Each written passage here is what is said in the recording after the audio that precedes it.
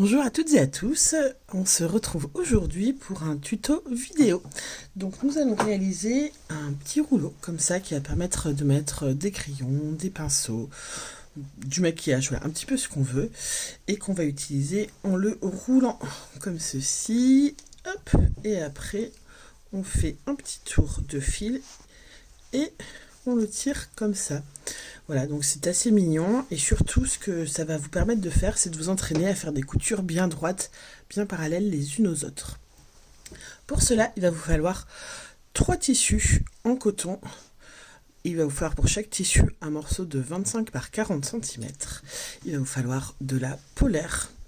Il va vous falloir un petit fil, donc là je vais prendre du trapilo, mais vous pouvez tout aussi bien prendre du biais, de la dentelle ou ce qui vous fait envie. Il va vous falloir un petit rouleau de masking tape. Alors n'en prenez pas un que vous aimez vraiment parce que ça va juste nous servir pour faire les lignes droites et après on ne va pas le garder. Ensuite on va prendre bien entendu une règle, une paire de ciseaux, un découvite ça peut toujours être utile, une petite aiguille pour la couture finale et une machine à coudre.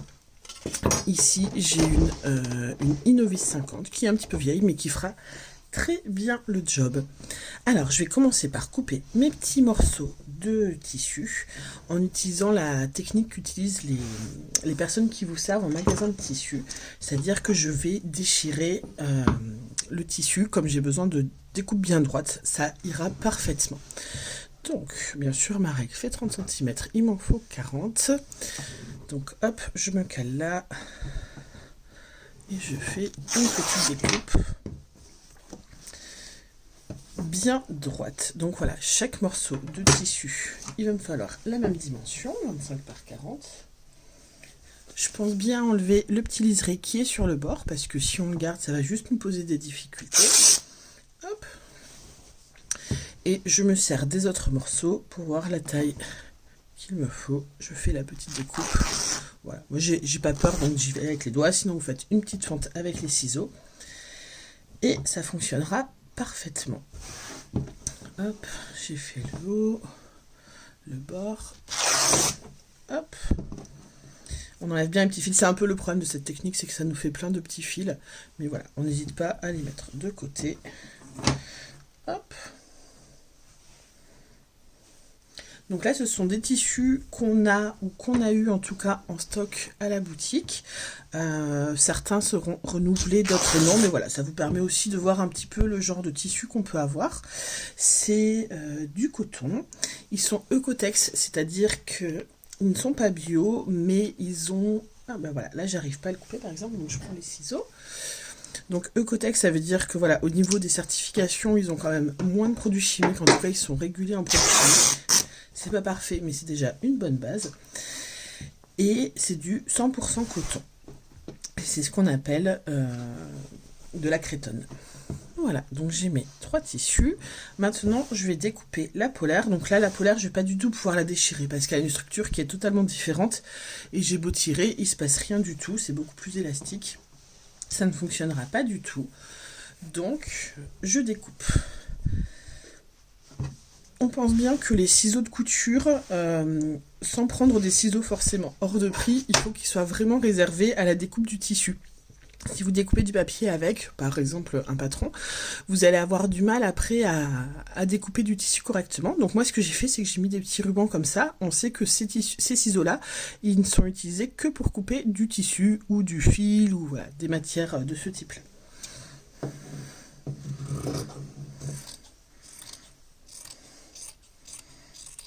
Hop.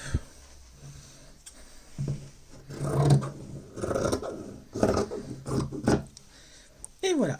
Alors, c'est pas parfait, mais c'est pas grave, parce que comme je dis toujours, bon, je vais le redécouper, mais au moment de la couture, on va rajouter un petit peu d'erreur. Donc si ça dépasse un petit peu comme ça, pas d'inquiétude, c'est pas grave. Voilà, c'est pas parfaitement égal, mais on s'en sortira parfaitement au moment de la couture. Donc moi, je décide de mettre, je vais récupérer mes petits morceaux, je vais mettre le bleu à l'extérieur, au dos, et à l'intérieur, je vais mettre le jaune, et par-dessus, la petite pochette à crayon, ça va être celui-ci. Ah, j'ai oublié de vous dire aussi, mais ça, vous devez l'avoir normalement pas loin de vous. Il va vous falloir quelques épingles. Voilà, hop, Donc j'ai une petite boîte d'épingles, il n'a pas besoin de beaucoup, hein. 2 ou 3 ça va largement suffire. J'aime autant que vous épingliez pas trop, parce que les épingles c'est des petits doigts en plus, il faut que ça vous soit utile, mais souvent on a tendance à surépingler et du coup à passer beaucoup de temps à préparer et après à être un petit peu pressé dans la période de couture. Alors, on va faire un double rentré vers l'intérieur sur la partie pochette, celle dans laquelle je vais glisser les stylos après, les feutres. Du coup, ce double rentré, je vais le faire d'à peu près 1 cm, 1 cm et demi. Voilà, je ne l'ai pas trop en mesure, hein. Je peux vous dire ça de façon plus précise. Voilà, ça fait carrément 2 cm. Donc là, on fait quand même un bon double rentré parce que comme j'ai pris la même hauteur de pochette pour l'un et pour l'autre, j'ai quand même besoin que ma pochette dans laquelle je vais glisser les stylos soit un petit peu plus courte. Donc je rentre vers l'intérieur une fois et je rentre vers l'intérieur une deuxième fois, ce qui nous fait un double rentré. Hop. Et là, je vais mettre 2, maxi 3 épingles, mais pas plus. En plus, je les mets dans le mauvais sens. Hop. J'ai tout fait à l'envers en fait.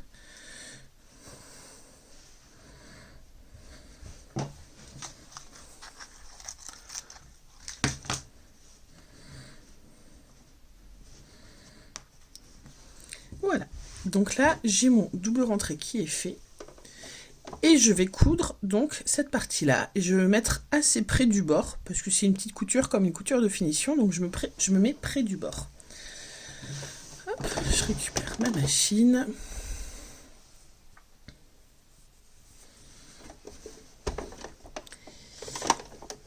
J'ai calé mon point à une largeur 3. J'ai pas besoin que ce soit trop serré parce que si j'ai besoin de défaire, ça va être un petit peu compliqué. Pas besoin que ce soit trop large non plus. Et donc je me cale. Je sais pas si vous allez voir, voilà, on va faire comme ça. Hop, je vais ramener ça vers là. Donc là, j'ai la partie du pied presseur qui remonte à la petite palme, comme quand on va à la plage, dans le ski, voilà, le petit ski. Et donc j'ai mis mon tissu bien contre la partie qui remonte du ski. Et j'ai mon aiguille qui est positionnée le plus à gauche possible. Et donc là, mon petit chemin de couture est bien droit devant moi, hein, c'est une couture qui est très classique. Et je vais tenir mon ouvrage avec la main droite, sans tirer parce que sinon ça va déformer mes points, et je le laisse avancer tranquillement.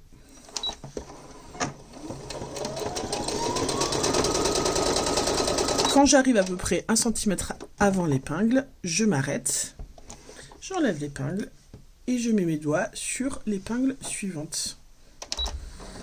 Là j'ai pris du fil beige un peu marron, je vais avancer la couture. J'ai pris du fil beige un peu marron, je trouve qu'il ira très bien avec ce type d'imprimé. J'aurais pu mettre du blanc, du vert, mais je trouve que c'est assez facile d'harmoniser sa couture quand on a voilà, plein de couleurs, d'avoir un fil beige, marron, gris clair, c'est vraiment les couleurs que je recommande. J'évite le blanc en général parce que ça se voit beaucoup plus.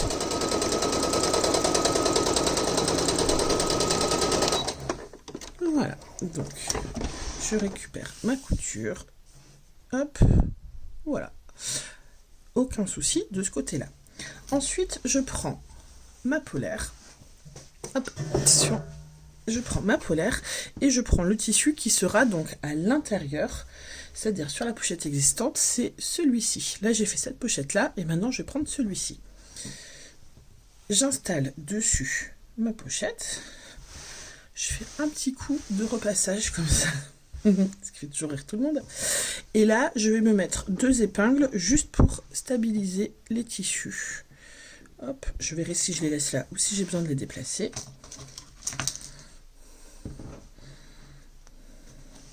Et donc, c'est maintenant que va intervenir mon masking tape.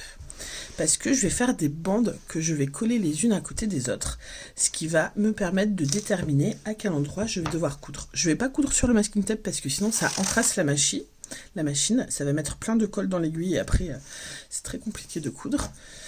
Je vais coudre entre 2 épaisseurs de masking tape. Et entre 2 épaisseurs de masking tape, je laisse à peu près la largeur d'une épaisseur de scotch. Donc voilà, je fais mes petites bandes comme ça. Donc l'avantage du masking tape, c'est que j'ai pas besoin de ciseaux pour le découper, hein. Il se découpe très très facilement tout seul.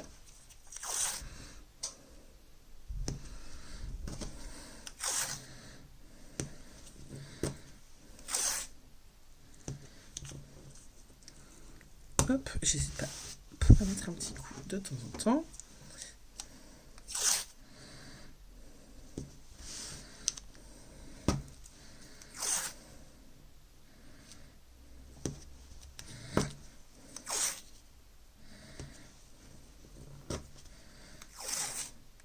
J'ai eu de la chance, j'ai mes petites épingles qui sont passées juste à des endroits où il n'y avait pas de masking tape, j'ai même pas eu besoin de déplacer.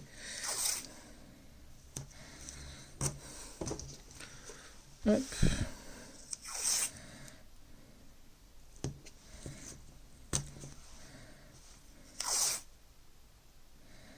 Ouais, normalement ça tombe pas trop mal. Et donc là, on va coudre. Alors, on va pas coudre le côté droit et le côté gauche, parce qu'après, on va avoir notre troisième morceau de tissu qui va venir dessus, qui va permettre de faire cette couture-là. Donc, on va coudre à chaque fois entre deux largeurs de masking tape. On va commencer ici et on va faire un petit point retour. Vous avez vu que sur cette couture-là, j'ai pas fait de point retour. Alors ça me fait un point qui est pas forcément très beau, mais c'est pas grave parce qu'après je vais avoir une autre couture qui va être dans ce sens-là et qui va d'une part la sécuriser et d'autre part la cacher. Donc je me mets ici. Hop là. Donc je me mets, hop, juste avant le haut du tissu gris. Juste un tout petit peu en dessous, en fait, j'ai mon aiguille qui est à la limite. Hop, je vais la ramener vers là.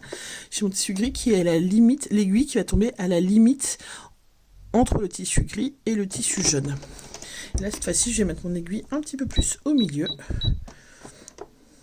Voilà, je me cale vraiment avec le pied qui passe entre les deux largeurs de scotch. Et je vais faire un petit point retour pour sécuriser ce que je fais. Hop. Et après, j'avance jusqu'en bas. Donc là, comme c'est un peu épais, il ne faut pas hésiter à tirer un peu derrière.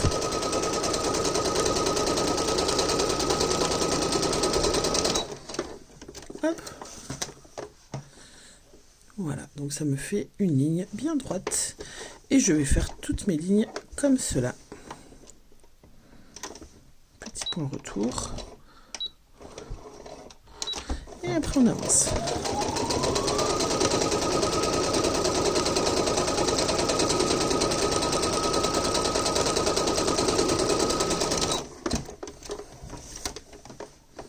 Allez, je mets pause et je vous retrouve une fois que j'ai fait toutes mes lignes. A tout de suite. Allez, je vous récupère pour la dernière ligne et ensuite pour vous montrer comment on avance pour la suite.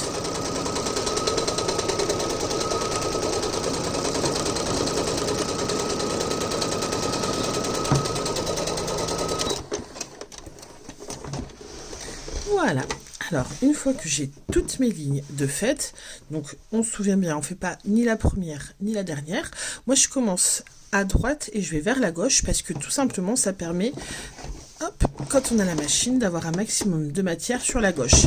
Et à la fin, j'ai fait un petit rouleau comme ça, hop, pour pouvoir le caler dans l'espace qui est ici. Hop, en faisant comme ça. Et voilà, avoir le minimum de matière qui m'embête sur la droite. Donc une fois qu'on en est là, on a envie de couper tous les petits fils, mais non, on se rappelle que les finitions c'est à la fin. Donc là, on va tout simplement enlever les scotch un par un. Si vous avez bien pris du masking tape, ça devrait s'enlever très facilement. Si vous avez du scotch classique aussi, c'est juste que le scotch classique, vous avez certainement plus galéré pour le mettre. Et donc là, j'ai mes coutures qui sont bien parallèles. Ah, mais j'en ai oublié une ici. Comme quoi, c'est pas mal de vérifier. J'ai trouvé l'espace un peu large. Bon, dans ce cas-là, pas de souci, on se remet là.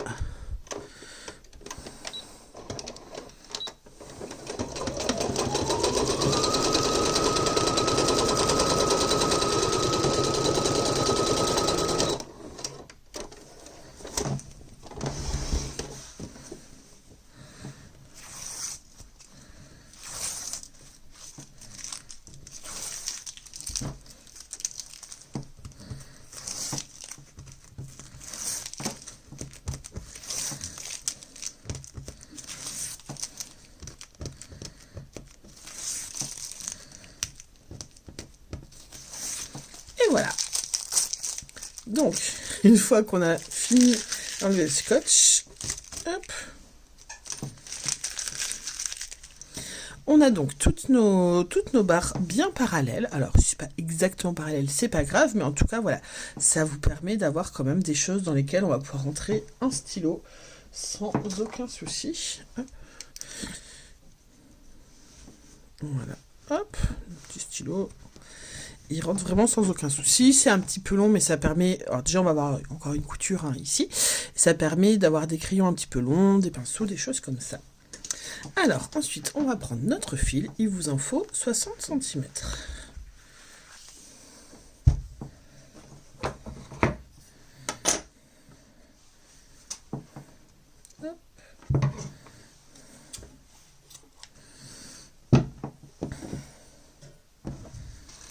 Et donc là, je vais faire le montage final.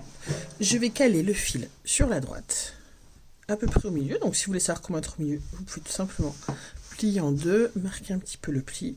Voilà, vous voyez que c'est ici. On laisse un petit peu dépasser vers l'extérieur, comme ça on est sûr qu'il sera bien pris dans la couture.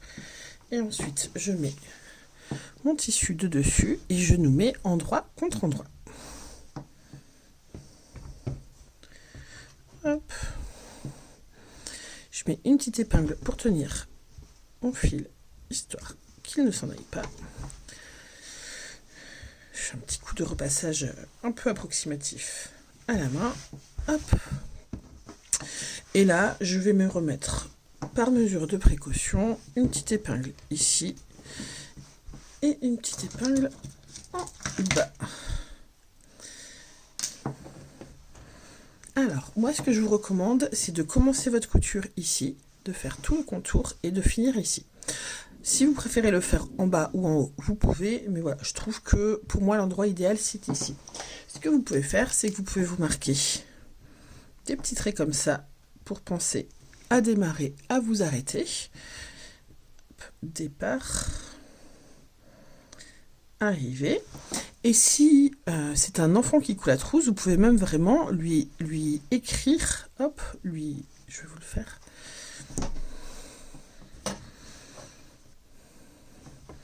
Voilà, lui faire les marques comme ça, ou si vous êtes très novice et que ça vous fait un petit peu peur, vous faites les marques comme ça. Hop.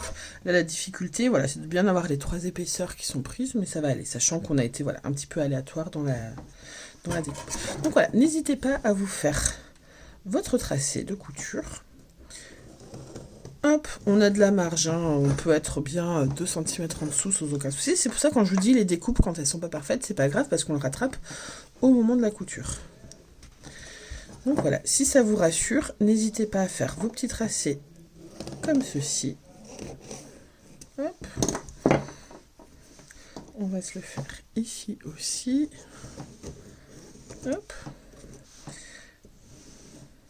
Alors prenez un stylo comme ça qui ne déborde pas trop, parce que par exemple un feutre il risque de diffuser un petit peu son encre. Mais si vous prenez un stylo comme ça ou un crayon de couleur, ça ira très bien, ou crayon papier. Après vous avez des stylos spécialisés, mais pour ce type de projet on n'en a pas réellement besoin. Voilà, là j'ai tout mon chemin de couture tout autour. Donc il y a des endroits, je suis très près du bord, des endroits, je suis beaucoup plus éloignée du bord. Pas de panique, ça ira. Et je vais vous montrer comment faire des beaux angles. Là, l'angle droit, on peut l'avoir vraiment parfait de façon extrêmement facile, donc on ne va pas s'en priver. Je mets mon ouvrage vers la gauche, toujours dans cette idée que je ne veux pas encombrer la partie droite de la machine. Et donc, je me cale comme ceci, et j'avance jusqu'à mon angle. Voilà. Quand j'arrive au niveau de l'angle, je vais baisser mon aiguille, histoire qu'elle soit prise dans le tissu. Ensuite, je vais soulever mon pied presseur. Je tourne mon tissu à 90 degrés, je ramène mon chemin de couture droit devant et je recommence.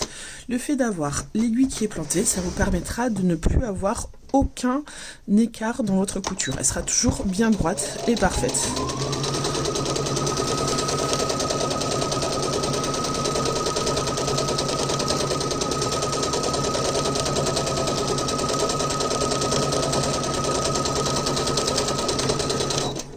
Alors là, ma machine n'est pas programmé pour que l'aiguille revienne en bas. Il faudrait que je retrouve comment faire, ça l'était à une époque. Mais voilà, il suffit juste d'appuyer, ou si vous avez une machine un peu moins perfectionnée, vous pouvez très bien tourner la roue sur le côté.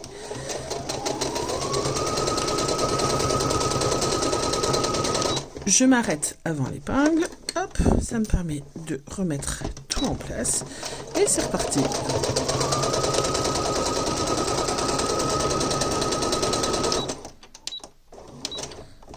Hop. On n'hésite pas à ralentir un petit peu en arrivant sur la fin, comme ça nous permet de bien viser juste dans l'angle droit. Hop. Bien baisser son pied presseur, on ne fait pas comme moi.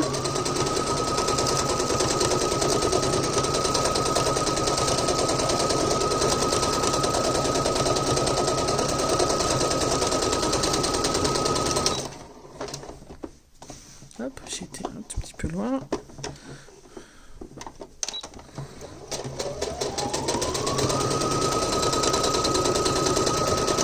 Alors idem, hein, sur le début et l'arrivée, je ne vous fais pas faire de point d'arrêt non plus, parce que tout simplement, après on va faire une couture invisible sur cet espace-là, donc on va le sécuriser grâce à la couture invisible. Hop, j'enlève mes petites épingles, et maintenant je vais, alors là j'ai un peu exagéré, hein, il y a quand même pas mal de matière sur le bord, donc je vais découper la polaire qui est en trop. Voilà, c'est pour vous montrer qu'on peut faire quelque chose d'un peu aléatoire et avoir quand même un très beau résultat à la fin. Hop, on va dire que ça va. Donc, là, étape très importante, je vais dégarnir les angles. Parce que vous voyez, toute la matière que j'ai ici, à l'extérieur de mon angle, quand je vais retourner, il va falloir qu'elle arrive là, à l'intérieur de mon angle.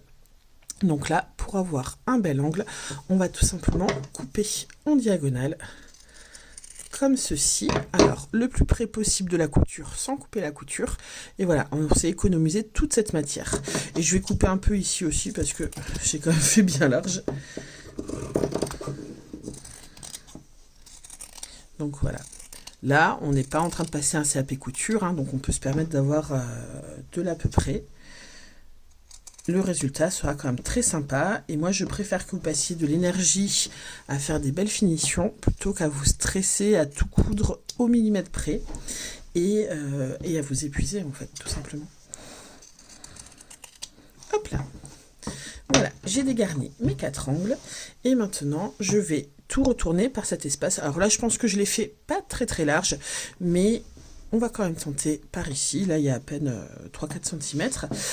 Donc, je vais amener l'endroit le plus éloigné dans l'ouverture. Donc, mon ouverture étant ici, je vais prendre cet angle ou celui-là pour l'amener directement dans l'ouverture. Donc, hop. C'est pas évident parce que j'arrive à peine à y passer les doigts, j'ai un petit peu exagéré. Hop. Et donc là, voilà, je pousse l'endroit le plus éloigné par l'ouverture. Et s'il lui passe, normalement, aucun souci, l'ensemble de ma couture va passer. Donc là, comme je vous disais, je pense que j'ai un petit peu exagéré. Donc, c'est le moment de faire intervenir le découvite, si je le retrouve. C'est toujours comme ça. On l'a toujours quand on n'en a pas besoin et on l'a plus quand on en a besoin. Et donc là, je vois que mes points ils se sont déjà vachement ouverts. Je vais tout simplement les ouvrir avec le découvite. Hop, histoire de libérer un petit peu de tension.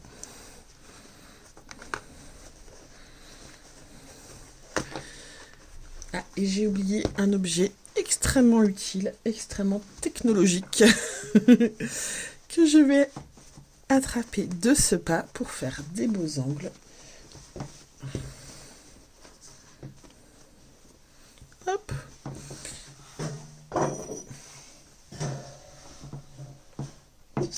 Donc mon objet, hop là, extrêmement technologique, c'est tout simplement l'aiguille à tricoter. Donc je vais d'abord utiliser le côté avec la petite boule qui va me permettre de pousser mes angles. Voilà, il reste un petit peu arrondi, hein, comme vous pouvez voir. Mais voilà, ça aide bien.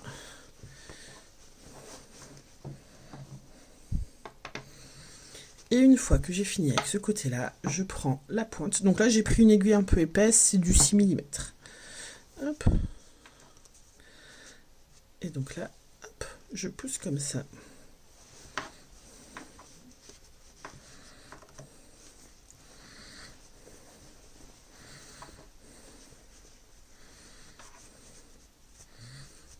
Hop, je sais pas si vous le voyez bien à la caméra. Hop, voilà. Du coup, mes angles sont parfaits. Et ma trousse commence à ressembler à quelque chose d'assez sympa. Alors, il me reste cette petite ouverture à fermer. Et là, pour le coup, je vais récupérer mon aiguille et je vais prendre du fil. Si vous cherchez du fil, j'ai des personnes qui cherchent du fil pendant 20 minutes. N'oubliez pas que vous en avez dans la machine. Donc là, voilà, hop, j'attrape le fil de la machine.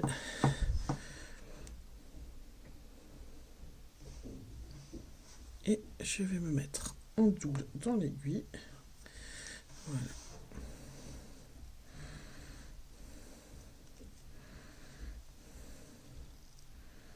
Hop. Donc voilà, mon ouverture elle est comme ça. Je vais mettre dans le même sens que vous. Donc elle est ouverte de là, il y a des petits fils qui sortent, donc je vais vraiment hop, les sortir complètement de chaque côté. Voilà. Je vais rentrer à l'intérieur du tissu de la droite vers la gauche et je vais ressortir un petit centimètre après le début de l'ouverture. Hop. Je tire bien, je vais couper les petits fils qui sont là.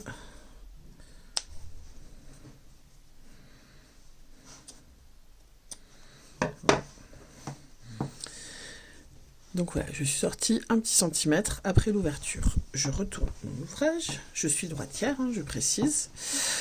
Et donc là, j'analyse ce que j'ai fait. Donc là, mon fil, il sort du tissu bleu. Donc je vais me mettre pile en face dans le tissu beige et je vais rentrer dans le tissu beige, ressortir du tissu beige à l'horizontale. Ensuite, je me mets pile en face sur le tissu bleu, je rentre. Je ressors, tissu beige, je rentre, je ressors. Et là, je vais continuer comme ça tout le long. Et quand je tire, voilà, j'ai tous mes fils qui se sont mis en place parfaitement.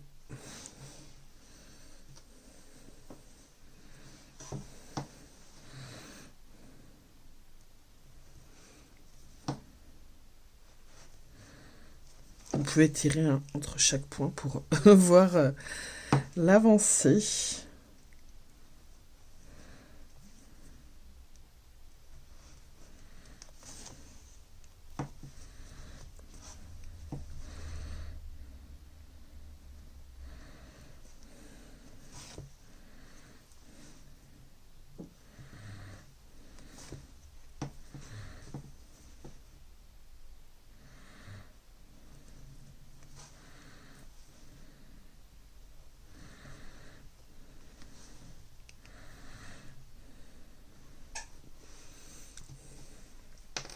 Et voilà, ma couture est parfaitement invisible.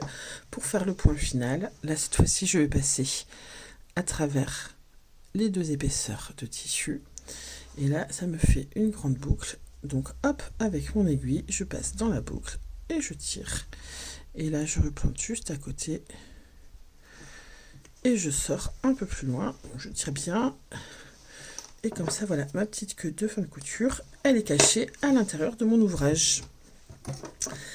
Voilà, il ne me restera plus qu'à couper les petits fils et c'est parfait. Je peux rouler mon petit rouleau à stylo.